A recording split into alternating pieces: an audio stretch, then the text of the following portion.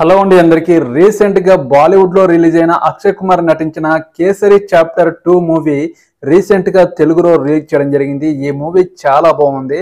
ప్రతి ఒక్క భారతీయుడు చూడాల్సిన సినిమా. జలియన్ వాలా బాగ్ మరణకాండ మీకు తెలిసే ఉంటుంది కదా.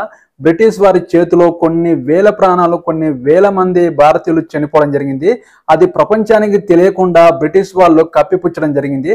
దాని ప్రపంచానికి తెలిసేలాగా ఒక lawyer, south Indian lawyer Shankar Nair ఆ కేసును వాదించడం జరిగింది.